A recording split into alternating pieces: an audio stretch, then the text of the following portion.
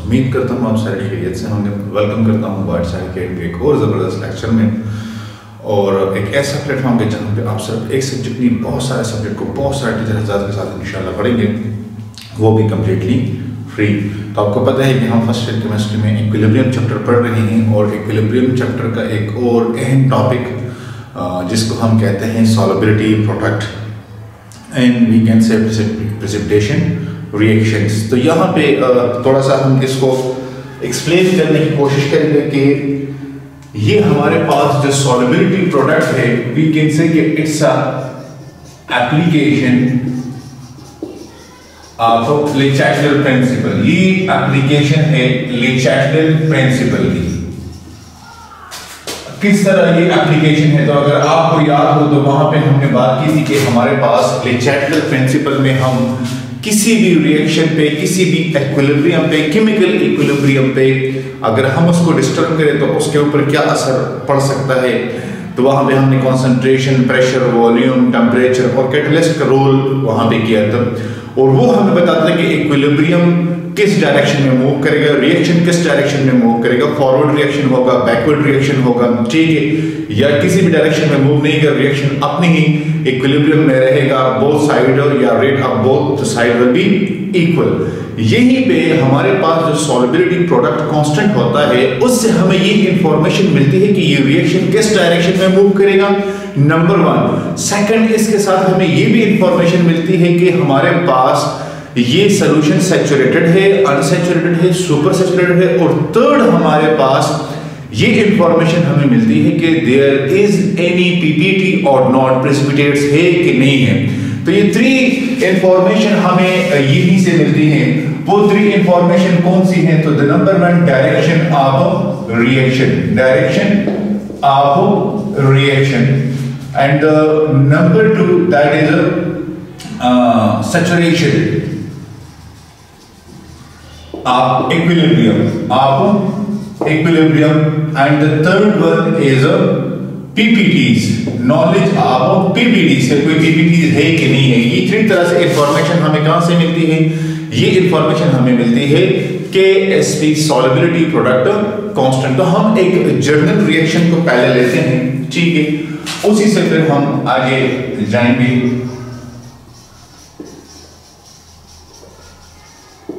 अब general reaction हमारे पास क्या है, तो जनरल रिएक्शन हमारे पास है कि हम AB को कंबाइन कर रहे हैं, ठीक है, और चूंकि ये रिवर्सिबल रिएक्शन है, केमिकल इक्विलिब्रियम में हम सारे रिवर्सिबल रिएक्शन पढ़ते हैं, तो यहाँ पे हमारे पास जब हमने AB को कंबाइन किया तो इसने हमें दिया A+, ठीक है, क्या दिया है A+। ये हमारे पास सॉलिड स्टेट में है, ये हमारे पास इक्वस स्टेट में है, और साथ में B नेगेटिव इक्वल स्टेट में। ये हमारे पास सबसे पहले क्या आता है, सबसे पहले ये हमारे पास रिएक्शन आता है। क्या आता है, रिएक्शन आता है। अब इस रिएक्शन का अगर हम केमिकल इक्विलिब्रियम कांस्टेंट निकालें, केमिकल इक्विलिब्रियम कांस्टेंट निकालें, जिस तरह हम Kc निकालते थे ले चैटल प्रिंसिपल में, तो ये किसके बराबर होगा, ये बराबर होगा equilibrium concentration of A, equilibrium concentration of B, and divided by AB solid। ये हमारे पास इसके बराबर है। Now the concentration of AB solid almost constant, constant, ये हमारे पास कांस्टेंट रहती है। अब हम इस इक्वेशन को थोड़ा सा अगर रीअरेंज कर ले कि Kc मल्टीप्लाई AB, ठीक है, that is equal to ionic product of A equals B equals. अब ये जो टर्म है, तो मैंने इसके लिए ये वाली जो चीज लिखी है कि ये हमारे पास ऑलमोस्ट कांस्टेंट रहती है, तो इसका मतलब ये है कि ये KSP के बराबर है, और KSP क्या है, solubility product constant, solubility product constant, KSP solubility product constant, ये बराबर हो जाएगा हमारे पास A plus equals B negative equals, ये हमारे पास इसके बराबर आ जाएगा, ये हमारे पास इसके बराबर आ जाएगा। अब यहां से हम ये बात कर सकते हैं कि जब ये वाले टर्म्स हमारे पास बराबर होंगे, ये वाले टर्म्स हमारे पास बराबर होंगे, तो KSP हम निकाल सकते हैं कि किसी भी केमिकल इक्वेशन के लिए, किसी भी केमिकल रिएक्शन के लिए हम सॉल्युबिलिटी बहुत आसानी से निकाल सकते हैं। यहां पे आपको एक चीज पता होनी चाहिए कि ये जो सॉल्युबिलिटी प्रोडक्ट KSP होता है, ये सॉल्ट्स के लिए वेरी स्मॉल होता है, ठीक है। मैं यहां पे लिख देता हूं कि फॉर सॉल्ट्स, तो ये क्या होता है फॉर सॉल्ट्स, ये वेरी स्मॉल क्वांटिटी, ठीक है। एंड सेकंड ये टेम्परेचर डिपेंडेंट होता है। अब देखिए ये बड़ा इसमें पॉइंट आता है कि टेम्परेचर डिपेंडेंट मतलब है कि अगर हम टेम्परेचर को चेंज करेंगे तो इसकी वैल्यू हमारे पास चेंज हो सकती है। अगर हम टेम्परेचर को चेंज करेंगे तो इसकी वैल्यू हमारे पास चेंज हो सकती है। मतलब यह है कि KSP हमारे पास टेम्परेचर डिपेंडेंट वैल्यू है। क्या है? टेम्परेचर डिपेंडेंट वैल्यू है। That is a very much valid point, ठीक है। अब हम मूव ऑन करते हैं कि हम कोई केमिकल रिएक्शन ले ले और किसी भी केमिकल रिएक्शन के लिए हम KSP किस तरह निकाल सकते हैं। यहां पे मैं आपको एक चीज बता दूं कि हमारे पास इलेक्ट्रोलाइट्स होते हैं। क्या होते हैं? हमारे पास इलेक्ट्रोलाइट्स होते हैं। इलेक्ट्रोलाइट्स में हमारे पास एक होते हैं number 1 strong electrolyte, strong electrolyte. अब स्ट्रॉन्ग इलेक्ट्रोलाइट क्या है? स्ट्रॉन्ग इलेक्ट्रोलाइट हमारे पास वो होते हैं जो कि कंप्लीटली डिसॉल्व होते हैं इनटू आयंस, कंप्लीटली डिसॉल्व होते हैं इनटू आयंस। ये हमारे पास स्ट्रॉन्ग इलेक्ट्रोलाइट होते हैं। सेकंड हमारे पास होते हैं वीक इलेक्ट्रोलाइट्स। अब वीक इलेक्ट्रोलाइट्स क्या है? ये हमारे पास वो इलेक्ट्रोलाइट्स है जो कि कंप्लीटली नहीं, ये पार्शियली, ये क्या होते हैं? Partially dissolve into ions, partially dissolve into ions. मतलब ये है कि हमारे पास स्ट्रॉन्ग और वीक इलेक्ट्रोलाइट के लिए डिफरेंस है कि अगर वो कंप्लीटली आयन में डिसोसिएट हो जाए तो उसको हम कहते हैं स्ट्रॉन्ग इलेक्ट्रोलाइट।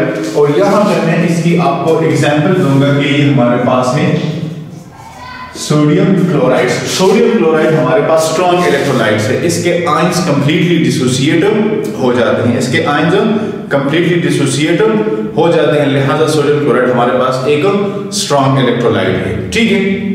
अच्छा, अब हम जिस तरह मैंने आपसे कहा था कि लेड क्लोराइड के लिए हम एक वो करते हैं, इस एग्जांपल को सॉल्व करते हैं कि PbCl2, ये हमारे पास लेड क्लोराइड ये सॉलिड में आ रहा है, ठीक है। रिएक्शन इसका किस तरह होगा? तो ये डिसोसिएट पहले आप करेंगे, इसको कन्वर्ट करेंगे PbCl2 इक्वस फॉर्म में। इस रिएक्शन को आप गौर से देखिए, बहुत सारी जगहों पे आपको ये वाला स्टेट इसमें नहीं मिलेगा, वो सॉलिड से डायरेक्टली आपको आयंस में कन्वर्ट कर देते। जब आप कंप्लीट रिएक्शन लिखे तो फिर आप इसको इस तरह लिख लेंगे और ये फिर हमारे पास आ जाएगा, ये लेड हमारे पास +2 इक्वल्स और ये हमारे पास 2 क्लोराइड आयन है और ये भी इक्वस फॉर्म में है। ये कंप्लीट रिएक्शन है। क्या है ये? कंप्लीट किया हमने, पहले सॉलिड को डिसॉल्व किया इक्वस में और इक्वस से फिर हमने इसको आयंस में डिसोसिएट किया। डेफिनेटली हम सॉलिड को डायरेक्टली आयंस में कन्वर्ट नहीं कर सकते, उसको पहले हम डिसॉल्व करेंगे फिर हम इसकी फर्दर आयन में डिसोसिएशन करेंगे। तो अब इसका वो केसी का पूरा प्रोसेस मुझे लिखने की जरूरत नहीं है, वो आपको यहां से इस एग्जांपल से मतलब पता चल गया होगा। यहां से मैं डायरेक्टली लिख सकता हूं कि KSP solubility product constant that is equal to the ionic product of lead and ये हमारे पास आ जाएगा क्या, क्लोराइड आयन। क्या आ जाएगा, क्लोराइड आयन 2, क्योंकि जो कोएफिशिएंट होगा वो पावर में चले जाएगा। तो ये हमारे पास इसके बराबर होता है। इसके साथ में आपको एक और भी रिएक्शन, ये सॉलिड स्टेट में कन्वर्ट होता है इक्वस स्टेट में, और फर्दर ये कन्वर्ट होता है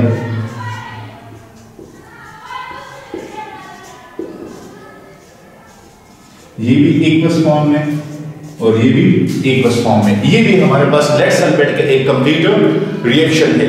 इसका अगर आप केसी निकालना चाहते हैं तो वो भी आसान है। अगर आप केसी नहीं निकालना चाहते और डायरेक्टली इसका रिएक्शन करवाना चाहते हैं तो ये हमारे पास KSP किसके बराबर होगा, KSP हमारे पास बराबर होगा कि ये आ जाएगा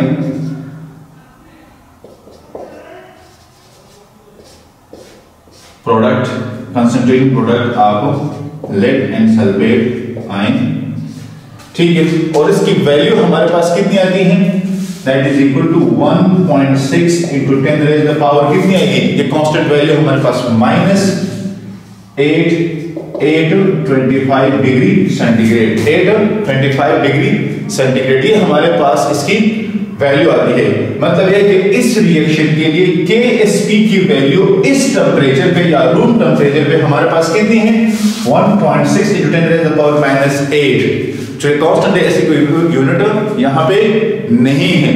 लिहाजा हम कहते हैं कि इस तरह हर एक सॉल्ट के लिए सॉल्युबिलिटी प्रोडक्ट की अपनी वैल्यू होती है। मतलब यह है कि अगर हम यहाँ पे इस सॉल्ट को देखें तो इसके लिए टेंपरेचर पे कोई अपनी सॉल्युबिलिटी प्रोडक्ट की वैल्यू होगी, इसके लिए ये वाली वैल्यू है। तो इसका मतलब यह है कि यहाँ पे ये किसी भी स्पैरिंगली सॉल्युबल सॉल्ट को कंप्लीटली एक्सप्लेन करता है। देखिए अगर हम किसी भी सब्सटेंस को ले लेते हैं, ठीक है, उसकी KSP की वैल्यू निकालते हैं तो रूम टेंपरेचर पे हर एक सब्सटेंस की वैल्यू एक दूसरे से डिफरेंट हो सकती है। जब आप टेंपरेचर चेंज करेंगे तो मैंने आपसे कहा था कि KSP टेंपरेचर डिपेंडेंट वैल्यू है, लिहाजा ये टेंपरेचर चेंज करने के साथ चेंज होती रहेगी। तो यहाँ पे KSP हर एक रिएक्शन के लिए, हर एक सब्सटेंस के लिए ये एक अलग वैल्यू। होपफुली आपको यहां तक इसकी समझ आ गई होगी। आप इसका मतलब ये है कि स्क्रीनशॉट ले लें, इसके बाद में आपको फर्दर इसके एप्लीकेशन करवाता हूं, ठीक है, और एक जनरल सॉल्ट का मतलब एग्जांपल आपको लिखवाता हूं, और उसके बाद फिर हम इंशाल्लाह इसकी एप्लीकेशन पढ़ेंगे कि हमारे पास ये किस तरह डायरेक्शन ऑफ रिएक्शन को, टाइप ऑफ सॉल्यूशन को और पीपीटीज को ये किस तरह फिर एक्सप्लेन करता है। अच्छा, अब यहां पे हम थोड़ा सा वो पढ़ लेते हैं कि हमारे पास ओवरऑल एक्सप्लेनिंग, अब हम क्या करते हैं, ओवरऑल एक्सप्लेन करते हैं जनरल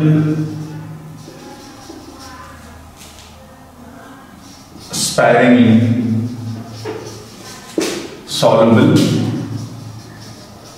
सॉल्ट के लिए हम एक जनरल रिएक्शन लेते हैं जो स्पैरिंगली सॉल्युबल सॉल्ट को वो पूरी तरह से एक्सप्लेन करता है। क्या करता है, एक्सप्लेन करता है। तो वो रिएक्शन हमारा क्या होगा, वो रिएक्शन हमारा होगा AX, ठीक है, एंड BY। अब ये हमारे पास क्या है, सॉलिड स्टेट में है। वो इंटरमीडिएट स्टेप आपको पता है कि उसको किस तरह करते हैं, लिहाजा वो लिखने की यहां पे जरूरत नहीं है। अब इस रिएक्शन में मैं सारी वैल्यूज लिखवाऊंगा, इस रिएक्शन में मैं सारी वैल्यूज लिखवाऊंगा। सारी वैल्यूज मतलब ये है कि कोएफिशिएंट कहां पे होगा, बेस कहां पे होगा, पावर कहां पे होगा, एक्सपोनेंट कहां पे होगा, ठीक है। और ये आ गया है इक्वस फॉर्म में, साथ में मैं लिखूंगा कि, और ये हमारे पास पावर में आ जाएगा -x इक्वस फॉर्म में। अब इसका KSP मेरे पास किस तरह होगा, तो इसका KSP मेरे पास बनेगा that will be equal to what, A, ठीक है, ये मेरे पास आ गया प्लस वाई इक्वल्स फॉर्म में है, और साथ में जो मैंने x लिखा था ये x यहां पे कोएफिशिएंट की फॉर्म में था, ये यहां पे एक्सपोनेंट फॉर्म में आ जाएगा। सिमिलरली मेरे पास b, ठीक है, माइनस x इक्वल्स, और जो इसका कोएफिशिएंट यहां पे मौजूद था वो वहां पे एक्सपोनेंट की फॉर्म में चला जाएगा। तो ये मेरे पास इस तरह मैं किसी भी रिएक्शन को कंप्लीटली यहां से एक्सप्लेन कर सकता हूं, कंप्लीटली यहां से एक्सप्लेन कर सकता हूं। अब यहां पे हम जो बात कर रहे हैं कि KSP हमें क्या बताएगा, ठीक है, तो वो हमें बताएगा कि डिसोल्यूशन किस डायरेक्शन में हो रही है या किस डायरेक्शन में रिएक्शन मूव कर रहा है, और जो हमने उसमें सॉल्ट को ऐड किया है वो उसको डिसॉल्व कर रहा है, ठीक है। तो KSP tells us the reaction proceeding direction, reaction proceeding direction, either solution saturated or not। ये इंफॉर्मेशन अब यहां से हमें कैसे मिलेगी, तो इसी को हम बेसिकली कहते हैं क्या, इसी को हम बेसिकली कहते हैं कि ये हमारे पास एप्लीकेशन ऑफ व्हाट, ये हमारे पास एप्लीकेशन ऑफ सॉल्युबिलिटी प्रोडक्ट है। क्या है? एप्लीकेशन ऑफ सॉल्युबिलिटी प्रोडक्ट है। इसको मैं यहां पे इस तरह लिख सकता हूं कि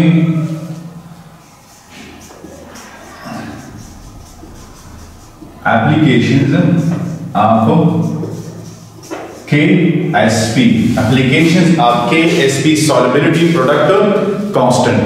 तो उसमें द नंबर 1 इज, अब देखिए हमारे पास दो चीजें हैं, एक हमारे पास जो KSP की वैल्यू आती है सॉल्युबिलिटी प्रोडक्ट कांस्टेंट की, दूसरे हमारे पास ये जो आयनिक प्रोडक्ट होते हैं, ठीक है, जब हम इसको मल्टीप्लाई करते हैं और इसकी जो कंसंट्रेशन हमारे पास आती है एक ही। अब इन दोनों वैल्यूज को हम कंपेयर करेंगे, दोनों वैल्यूज को हम कंपेयर करेंगे। तो यहां पे मैं जो IP का वर्ड इस्तेमाल करूंगा, ये इसका मतलब होगा आयनिक प्रोडक्ट, आयनिक प्रोडक्ट। तो द नंबर 1 इज कि when ionic product is equal to KSP, ionic product और KSP आपस में बराबर है। इसका क्या मतलब है कि the amount of ions in a solution is maximum। देखिए amount of ions in a solution is a maximum, ठीक है। अब किसी भी सॉल्यूशन में जो अमाउंट ऑफ आयंस है वो मैक्सिमम है, मतलब ये है कि नॉर्मल टेम्परेचर पे उस पे हम फर्दर उसमें डिसोल्यूशन नहीं कर सकते। क्या मतलब हुआ, आपने सपोज चीनी ले ली या सॉल्ट ले ली और उसको पानी में डिसॉल्व किया, आपने इतना डिसॉल्व किया कि उसकी कंसंट्रेशन वहां पे पूरी हो गई। अब उसी टेम्परेचर पे आप फर्दर उसमें सॉल्ट ऐड नहीं कर सकते, ना उसमें शुगर ऐड कर सकते हैं। यहां पे इसका मतलब ये है क्योंकि सॉल्युबिलिटी प्रोडक्ट और आयनिक प्रोडक्ट दोनों आपस में इक्वल है, इट मीन के नॉर्मल टेम्परेचर पे फर्दर डिसोल्यूशन नहीं हो सकते। तो इसका क्या मतलब हुआ, सॉल्यूशन इज सैचुरेटेड। अब सॉल्यूशन सैचुरेटेड है, ठीक है, एंड नो PPT और कोई प्रेसिपिटेट्स वहां पे मौजूद नहीं है। That is the number 1 point कि सॉल्यूशन सैचुरेटेड है, कोई PPTs नहीं है, नॉर्मल डिसोल्यूशन हो चुकी है, फर्दर डिसोल्यूशन इस टेम्परेचर पे या कांस्टेंट टेम्परेचर पे नहीं होगी। That is the number 1 point. अब सेकंड पॉइंट हमारे पास क्या होगा, सेकंड पॉइंट हमारे पास है कि अगर आयनिक प्रोडक्ट KSP से लेस हो, आयनिक product is less than KSP। अब इसका क्या मतलब है कि amount of ion in a solution is minimum, amount of ion in a solution is minimum या लेस देन इक्विलिब्रियम कांस्टेंट के amount of ions is less than equilibrium constant। मतलब ये है कि वहां पे आयंस मैक्सिमम थे, यहां पे लेस है। तो इसका क्या मतलब हुआ? Solution is unsaturated, solution is unsaturated, मतलब ये है कि फर्दर इसमें डिसोल्यूशन पॉसिबल है। तो डेफिनेटली पीपीटीज तो नहीं होंगी, नो पीपीटीज, क्योंकि यहां पे तो डिसोल्यूशन ही पूरी तरीके से नहीं हुए, फर्दर डिसोल्यूशन भी पॉसिबल है। पहले वाला सैचुरेटेड, अब ये वाला अनसैचुरेटेड, क्योंकि इसमें फर्दर डिसोल्यूशन इसी टेंपरेचर पे पॉसिबल है। आप अगर फर्दर क्वांटिटी ऐड करेंगे, फर्दर सॉल्ट को आप ऐड करेंगे, तो यहां पे सॉल्युबिलिटी अभी पॉसिबल है, क्योंकि पूरी तरह से ये सैचुरेटेड नहीं बन चुका। सो फिर थर्ड केस क्या होगा कि आयनिक product is greater than KSP। अब देखिए आयनिक product is greater than KSP, तो यहां पे क्या है कि यहां पे भी हमारे पास the amount of ion in a solution is, देखिए